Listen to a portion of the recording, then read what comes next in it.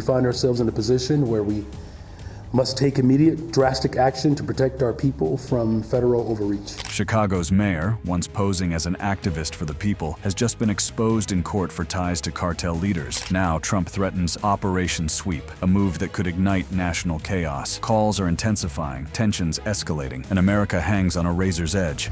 Johnson versus Trump. Chicago, once celebrated as one of America's great cities, has in recent years been defined by soaring crime rates, political clashes, and intensifying federal scrutiny. Central to this struggle is Mayor Brandon Johnson, whose tenure has been marked by sharp opposition to federal intervention and frequent sparring with Donald Trump. In court filings, public statements, and media appearances, a narrative has emerged portraying Johnson as defiant, yet increasingly cornered by the realities of violence in his city. The backdrop is Chicago's entrenched crime crisis. For 13 consecutive years, Chicago has recorded the most murders of any U.S. city. For 7 consecutive years, it has had the highest murder rate among cities with over 1 million residents. In 2024, the city's murder rate per capita was 3 times higher than Los Angeles and nearly 5 times higher than New York City, exceeding Islamabad's and multiplying Delhi's nearly 15-fold. Of the 147,899 reported crimes in 2024, arrests were made in only 16% of cases. Even when statistics showed slight improvements, the scale of loss was staggering. They're saying that the crime is down from last year. So that's their argument. But so last year there were 500 people killed, let's say, and this year they're up to 250. So they don't give a about the people, because 200, whatever the number is, even if it's 10 people, it's 10 too many. These grim figures provided ammunition for Trump, who repeatedly attacked Johnson's leadership. In direct remarks, he called Johnson grossly incompetent and vowed intervention. When we're ready, we'll go ahead and we'll straighten out Chicago, just like we did D.C. Chicago is very dangerous. He contrasted Chicago's decline with his personal ties to the city. Great place. I built great stuff there. I have the most beautiful building in Chicago, I think. Trump's tone was clear. Federal patience had limits, and Chicago might soon face direct intervention. Johnson, however, responded with hostility and accusations of racism. Asked about Trump labeling him incompetent, Johnson dismissed the critique, pivoting sharply. The president has always been intimidated by the intellectual prowess of black men. And so, of course, he would speak in those petite and puerile terms because he's small. To Johnson, Trump's threats were less about Chicago's safety and more about personal prejudice and political theater. Yet in practice, Johnson recognized the looming threat of federal force. Anticipating a crackdown, he signed sweeping executive orders positioning Chicago to resist militarization. And we find ourselves in a position where we must take immediate, drastic action to protect our people from federal overreach. His directive ordered the city's Department of Law to pursue every available legal avenue to block federal intervention. It further stipulated that the Chicago Police Department would not collaborate with federal or military personnel on patrols or immigration enforcement. As Johnson framed it, the priority was to shield Chicagoans' rights against unconstitutional intrusion. Critics, however, pointed out glaring contradictions. While Johnson publicly stood firm against Trump, he appeared unwilling or unable to confront the gangs and armed networks fueling Chicago's bloodshed. Commentators asked why the mayor could speak boldly against Washington, but not against those terrorizing his own neighborhoods. One viral commentary mocked this discrepancy. So you're going to stand up to the federal government and you're going to stand up to help, but you don't stand up to the gangbangers and savages gunning down your citizens by the hundreds every year. You're not going to stand up to the people who shot 54 and killed 7 over this past Labor Day weekend. You ain't going to do to them, but you're going to talk tough to the president. Over Labor Day weekend, 54 people were shot and 7 killed across Chicago. Several incidents were mass shootings, with multiple victims hit in single bursts of gunfire. Among the casualties was a teenage girl struck by a stray bullet. Despite these tragedies, Johnson continued to emphasize political resistance over direct security cooperation, vowing that Chicago would not become an occupied city. Meanwhile, Johnson attempted to redirect blame away from his administration and toward external sources. He repeatedly claimed that Chicago's violence problem stemmed from gun trafficking by Republican-led states. In his words, "We need the federal government to stop the endless flow of guns into our state and into our city. Chicago police officers have taken more than 24,000 guns illegal guns off the streets of Chicago since I've taken office. He reiterated that the majority of these weapons were not manufactured in Illinois, but instead trafficked from states like Indiana, Mississippi, and Louisiana. From Johnson's perspective, so long as red states supplied the weapons, Chicago would remain vulnerable. This explanation, however, was derided as insufficient and politically motivated. One commentator summarized the skepticism. Chicago will continue to have a violence problem as long as red states continue to have a gun problem. Roughly 30% of your adult residents are functionally illiterate. Fewer than 1 in 3 Chicago school children can read at grade level. 80% of your black children are born to fatherless homes. Your homeless rate tripled in 2024. There were 1,200 store burglaries in June alone. As Trump and Johnson's conflict escalated, the courtroom became a symbolic and literal stage. Federal courts debated the limits of presidential power to deploy National Guard troops without state consent, while Chicago's lawyers sought injunctions against ICE crackdowns and mass detentions. Johnson's executive orders were framed as defensive maneuvers against legal overreach, while Trump's allies argued the Constitution allowed federal action in emergencies of domestic insurrection. In these proceedings, Johnson's credibility was repeatedly challenged, with opposing counsel highlighting the scale of Chicago's unsolved murders and rampant shootings. The contrast with Washington, D.C. was frequently invoked. There, a Trump-ordered National Guard deployment had sharply reduced violent crime, a fact even critics begrudgingly acknowledged. Commentators pointed to the absence of shootings during holiday weekends in D.C. as proof of effectiveness, juxtaposing it with Chicago's relentless bloodshed. In one broadcast, the argument was put bluntly. They're going to be stabbed. Their wife's going to be shot.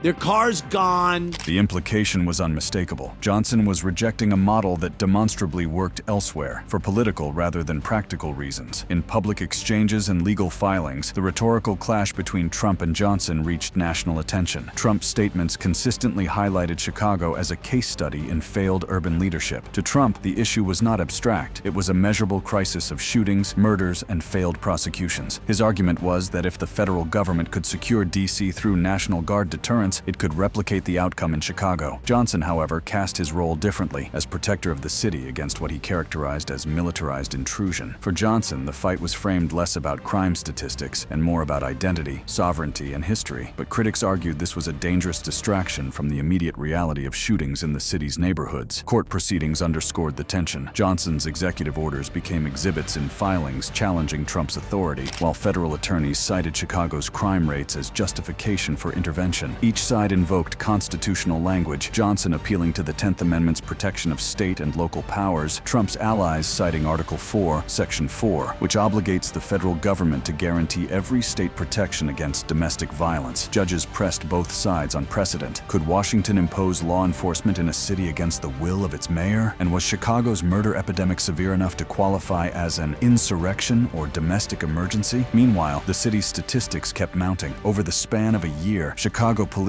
reported seizing more than 24,000 illegal firearms, an unprecedented number. Yet, for every weapon confiscated, multiple new guns entered through trafficking routes. Arrests lagged far behind incidents, with clearance rates hovering at 16%. For citizens, these numbers translated into lived reality. Neighborhoods where shootings were routine, where children were gunned down near playgrounds, and where holiday weekends brought casualty reports, resembling war bulletins. Johnson's insistence on attributing the crisis to external sources, red states supplying weapons, grew controversial in court and public debate. Critics argued that even if true, this did not absolve local leadership from responsibility. Trump's allies painted Johnson as a mayor more concerned with ideological battles than saving lives. They cited statistics of murder rates exceeding global hotspots to argue Chicago had effectively surrendered to gangs and cartels. Johnson's attorneys countered by accusing the Trump administration of staging a political power grab, exploiting Chicago's struggles for electoral advantage. Both narratives relied on selective framing, but the facts remained stark. Hundreds dead annually, tens of thousands of illegal guns circulating, and a city unable to assure basic safety. Federal authorities, meanwhile, kept building their case. In background briefings and courtroom references, the FBI and DEA linked Chicago's violence not just to local gangs, but to international trafficking networks. Prosecutors cited ongoing cartel cases as evidence that the city's violence was not merely local, but tied to broader organized crime. These revelations sharpened the stakes of the court proceedings proceedings. Johnson's defiance, critics argued, risked shielding not just gangs, but transnational cartels embedded in the city. Thus, the narrative stood sharply divided. On one side, Trump and federal authorities argued Chicago had reached a tipping point where extraordinary intervention was justified. On the other, Johnson insisted that any federal presence was an unacceptable violation of rights, framing his courtroom defense as a fight for democracy itself. Between these positions lay the citizens of Chicago, navigating daily life in a city where murders outpaced metropolises worldwide and where, in legal chambers, the question of who truly governed Chicago remained unresolved. Cartel secrets exposed. Court documents, federal indictments, and sworn testimonies have consistently revealed Chicago's role as a major hub for cartel operations in the United States. While local debates often focus on shootings, robberies, or gun possession, federal investigations have long pointed to a deeper structural issue. Chicago is a distribution capital for international narcotics trafficked by the world's most violent cartels. This reality has surfaced repeatedly in courtrooms, where cartel leaders, associates, and traffickers have been tried, convicted, and sentenced, providing a rare window into the machinery behind the city's violence. The roots of Chicago's cartel connection stretch back decades, but much of the recent focus has centered on the Sinaloa cartel. Once under the leadership of Joaquin El Chapo Guzman, Sinaloa built Chicago into what prosecutors described as a logistical hub for U.S. drug distribution. The cartel's operations were exposed in court through the testimony of twin brothers Pedro and Margarito Flores, Chicago natives who became key cooperators for the federal government. Their accounts, corroborated by surveillance and seizures, detailed how tons of cocaine, heroin, and methamphetamine were funneled into the city and then distributed across the Midwest. The Flores twins' testimony, delivered in federal court, revealed how cartel leaders viewed Chicago as indispensable, not merely for its market, but for its central geography, offering trucking, rail, and air links that made nationwide distribution efficient. Court proceedings confirmed that cartel networks used Chicago gangs as local enforcers and distributors. Wholesale shipments arrived by semi-truck, train containers, and private aircraft, often concealed among legitimate goods. Once in the city, the drugs were parceled out to gangs that controlled specific territories, turning neighborhood disputes into cartel-fueled wars. Prosecutors argued that this structure explained why Chicago consistently led the nation in murders. Local violence was the visible symptom of international cartels competing for dominance through proxies. Even after El Chapo's capture and extradition, his network's imprint on Chicago remained. One commentator with first-hand experience explained the dynamic. For a very long time, Chicago was almost like headquarters for the Sinaloa cartel. El Chapo and his people, and the twins. It was like I've told you guys in the past, Chicago is a hub. There's many ways of, once it gets there, to distribute to other cities, and it's just because of the railroad system, the trucks, the airplanes. I mean, you name it. It's right in the middle. So it's a perfect place to call home. Court evidence repeatedly confirmed these logistics, documenting seizures at freight yards, warehouses, and suburban homes converted into stash houses. As the Sinaloa cartel's grip weakened, federal intelligence began highlighting the rise of a new contender, the Jalisco New Generation Cartel. Unlike Sinaloa, CJang specialized in heroin and fentanyl, two drugs that became the driving force of America's overdose crisis. By the mid-2010, Chicago had become the leading city in the nation for heroin overdoses, a grim status linked directly to CJang's expansion. Federal prosecutions of CJang operatives documented their methods: higher purity heroin at lower prices, combined with aggressive violence to secure distribution lines. This strategy undercut rivals and ensured CJang's dominance in Chicago's evolving drug landscape. Testimony from former traffickers described how, after El Chapo's downfall and the imprisonment of more than 70 cartel associates, CJang seized the opportunity to expand into Chicago. Court cases confirmed these claims. Indictments in Chicago federal court directly tied CJang to massive heroin and fentanyl shipments, some concealed in produce trucks, others flown through private routes into the Midwest. The result was a new wave of overdoses, deaths, and gang wars linked not only to cocaine and meth, but now to opioids at unprecedented scale. One striking courtroom theme was how cartels adapted to law enforcement pressure. Prosecutors presented evidence showing that while Mexico-based cartels used extreme violence south of the border, beheadings, public executions, mass graves, in Chicago, their strategy was more discreet. Local associates testified that cartels prioritized business efficiency over spectacle, leaving most of the street violence to gangs, as one former trafficker explained. The cartels, they might be killing and cutting heads in Mexico and all that, but in the US, and especially in Chicago, it is business as like always. Chicago, right? Like street gang capital of America. Chicago, #1 in murders, gang murders. Court evidence supported this claim. While the cartels themselves rarely carried out killings in Chicago, their money and drugs fueled gang disputes that escalated homicide rates. The impact of cartel infiltration on Chicago was not limited to drug supply. Federal financial cases exposed how cartel money was laundered through local businesses, real estate, and even banks. In court, agents detailed schemes involving shell companies and cash smuggling, some facilitated by corrupt insiders. The sums were staggering, hundreds of millions annually, funneled back to Mexico while leaving Chicago communities destabilized by addiction and violence. Meanwhile, new prosecutions revealed how cartel dominance was reshaping the local drug market, with multiple organizations competing: Sinaloa Remnants, CJNG, Los Rojos, Guerreros Unidos. Competition led to fluctuating purity, falling prices, and increased accessibility. Court filings noted that heroin could be purchased in Chicago for as little as $10 per bag, cheaper than in many smaller cities, a function of supply saturation. As one former insider summarized, The one thing that cartels always want is to have control.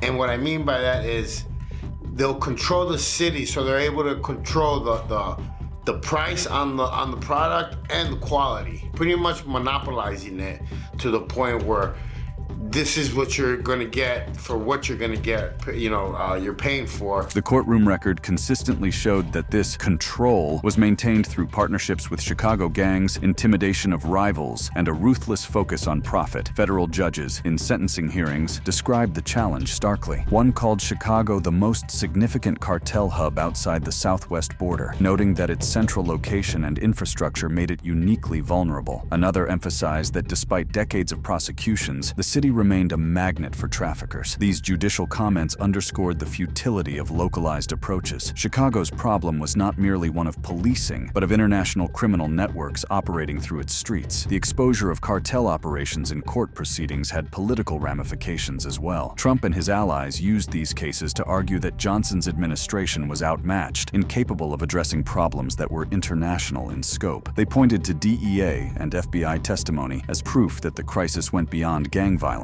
It was a matter of national security. Johnson, however, rarely addressed cartel influence directly. Instead, he continued to frame the crisis as one of gun trafficking and systemic inequality. Critics seized on this omission, suggesting that by ignoring the cartel dimension, Johnson left Chicago defenseless against forces far larger than local police could contain. Another case that drew national attention involved a major trafficker extradited to Chicago, identified in court as a co-founder of the Sinaloa Cartel alongside El Chapo. In dramatic sentencing remarks, prosecutors declared, flooded the country with drugs, and the reign of terror is over. Bondi says Elmira will spend the rest of his life behind bars and die in a U.S. federal prison where he belongs.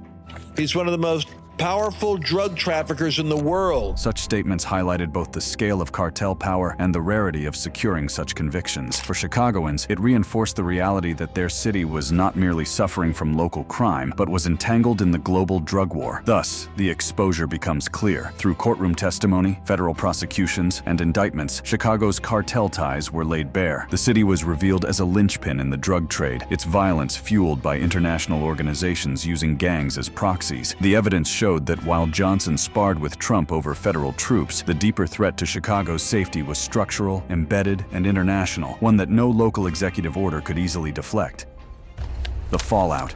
The exposure of Chicago's cartel entanglements through court proceedings did not stay confined to legal briefs or DEA press releases. It spilled into the political arena, where every revelation became ammunition in the battle over who truly controlled Chicago, its elected mayor, or the networks of traffickers, gangs, and cartels documented in federal trials. For Trump and his allies, the narrative was straightforward. Brandon Johnson was failing, Chicago was out of control, and the courts had proven the scale of cartel infiltration. For Johnson and his supporters, the federal government was exaggerating cartel influence as a pretext to strip the city of autonomy and impose militarized solutions. This clash unfolded not only in campaign speeches, but also in public hearings and media coverage. Federal officials frequently pointed to Chicago's status as a primary heroin and fentanyl hub, citing indictments as proof. One commentator explained the underlying motivation for Trump's focus. A large part of the war in Chicago that Trump wants to zero in on is the fact that Chicago is the location of where the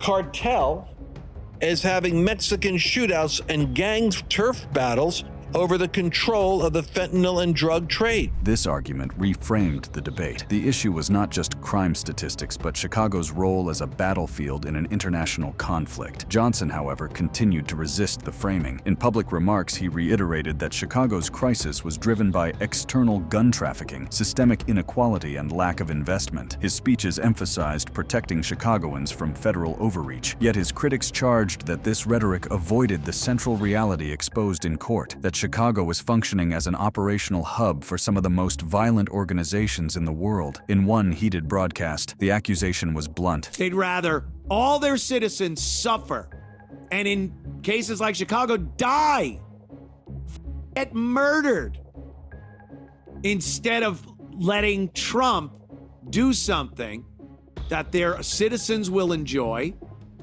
and get credit for it. Nope. I don't care how many people have to die. I will never let Donald Trump make my city safer. Whether hyperbolic or not, such critiques reflected a growing public perception that politics was taking precedence over lives. Federal prosecutors emphasized that cartel cases in Chicago were not just about drugs, but about the security of the nation. Judges, in sentencing remarks, underscored that Chicago's geography and infrastructure made it indispensable for traffickers. In one case, prosecutors revealed that cartels viewed Chicago as equivalent to a capital city in their U.S. operations. These declarations carried weight because they came under oath, backed by evidence seized in raids, wiretaps, and surveillance. The exposure in court was not speculation, it was sworn fact. Trump leveraged these findings to argue for extraordinary measures. The implication was that even Democratic officials in other cities acknowledged the effectiveness of federal intervention, while Johnson stood alone in rejection. Trump's team framed Johnson's defiance not as courage, but as obstinacy at the expense of public safety. The fallout was not limited to federal versus local conflict. Within Illinois, Governor J.B. Pritzker faced his own scrutiny. Asked whether Chicago was safe, he deflected by criticizing Trump rather than addressing the direct question. Commentators seized on this evasiveness, contrasting it with trauma-centered doctors who, through experience, had become adept at saving gunshot victims, a grim testament to the frequency of shootings. The narrative that emerged was that Illinois leaders, like Johnson, were more focused on political positioning than acknowledging the severity of cartel-fueled violence in their city. The aftermath of courtroom exposure reverberated across Chicago's politics. Every new indictment and sentencing involving cartel operatives added pressure on city leadership to respond more concretely. The tension escalated whenever Johnson faced reporters. At one press conference, when pressed on Trump's criticisms, he dismissed the issue rather than confronting the underlying facts. Since you are begging, I do believe that Donald Trump is intimidated. I think. Okay. He quickly pivoted to claims of racial intimidation, leaving questions about cartel prosecutions unanswered. This avoidance strategy protected him politically among allies, but exposed him to relentless attacks from opponents who pointed to DEA indictments as proof that the city was under siege from cartels. Federal authorities, meanwhile, expanded their public case. Prosecutors in Chicago outlined in court how tons of fentanyl and heroin were flowing through the city each year, distributed nationally by gangs but controlled at the top by Mexican organizations. They emphasized that this was not speculation but the result of seizures, wiretaps, and financial records presented in trials. The weight of this evidence made it increasingly difficult for city officials to argue the violence was solely about poverty or gun trafficking. The cartels were embedded, operational, and profiting at scales far beyond ordinary gangs. Trump's messaging capitalized on these revelations. In televised remarks, he consistently contrasted Johnson's rhetoric with the hard data presented in federal court. He argued that Johnson's refusal to cooperate with federal forces amounted to negligence. These doctors in these Chicago trauma centers, they see these bullet wounds, and they know exactly how to take care of them. So they are saving so many lives of people just because the death toll is 8. If you get 57 people shot, you should credit the doctors and hospitals in Chicago for that, you know? Amazing. So he won't answer the question, which of course is no. If you were going to be really honest, he would go, no, I would never want my loved ones traveling on those savage trains at night. or even in the daytime. The implication was unmistakable. Chicago's survival was owed less to leadership than to medical professionals patching up endless streams of gunshot victims. As these arguments circulated, the courts continued producing material that reinforced the federal narrative. In one landmark sentencing, prosecutors declared that a cartel figure tied to El Chapo had flooded the country with drugs, a statement entered into the official record. Such declarations were devastating politically because they reframed Chicago not simply as a struggling city, but as a central artery in the global drug trade. Johnson's framing, that violence was driven by red states' guns, could not easily withstand the weight of sworn testimony showing Chicago's centrality to international trafficking. This growing disconnect highlighted the broader stakes. If Chicago, with its resources, infrastructure, and status as the nation's third-largest city, could be so deeply penetrated by cartels, what did that mean for the rest of the country? Every ton of heroin or fentanyl moved through its channels meant thousands of overdoses across the Midwest and East Coast. From a federal perspective, allowing Chicago to operate as a cartel hub unchecked posed a direct threat to national security. From Johnson's perspective, however, conceding this framing risked justifying federal militarization, something he was determined to prevent. The clash raised constitutional questions. Could the federal government deploy troops into Chicago without state or local consent, citing cartel activity as justification? Legal scholars debated whether Article 4's protection against invasion could be interpreted to include cartel infiltration. In federal court, Trump's allies argued that cartels represented not just crime but a form of foreign aggression. Johnson's attorneys countered that conflating criminal networks with invasion was a distortion that would erode constitutional limits. These legal arguments, played out before judges, underscored how deeply the cartel issue had become entwined with questions of sovereignty and governance. Public perception, however, was less concerned with constitutional nuance and more with lived reality. Citizens saw neighborhoods dominated by gangs, shootings disrupting daily life, and families devastated by overdoses. For many, whether the threat was labeled gang violence or cartel infiltration mattered less than the urgent need for safety. Yet the courtroom exposure of cartel dominance added a new layer. The violence was not merely local, but tied to international organizations with virtually limitless resources. This realization fueled a sense of helplessness. How could local leaders solve a problem rooted in global criminal economies? The political consequences for Johnson deepened as crime statistics remained stubbornly high. His opponents painted him as a mayor who, in court and in public, chose rhetoric over results. They accused him of ignoring the cartel evidence because acknowledging it would weaken his opposition to federal intervention. His supporters countered that Trump was exploiting the crisis for political gain, inflating cartel influence to justify authoritarian measures. Between these positions, the public was left with a fractured narrative, one side emphasizing sworn court testimony about cartel dominance, the other stressing systemic inequality and resisting military solutions. By the time the latest wave of indictments concluded, the courtroom had produced a clear record. Chicago was a hub for cartel activity, its gangs acting as intermediaries, its streets awash in narcotics and violence. Judges, prosecutors, and even former traffickers testified to this reality. Whether Johnson chose to acknowledge it or not, the facts were preserved in official transcripts, sentencing memoranda, and federal records. Trump's narrative, though politically charged, rested on this documented foundation. The exposure in court thus had lasting implications. It demonstrated that cartel infiltration was not confined to border towns or remote trafficking routes, but had embedded itself in the heart of America's urban landscape. It revealed that local leadership, when unwilling or unable to confront this reality, left cities vulnerable. And it highlighted a broader fracture in American governance between federal responsibility for national security and local insistence on autonomy. Thanks for watching. If you found this video informative and interesting, be sure to check out other similar and amazing videos on the screen. See you in the next video.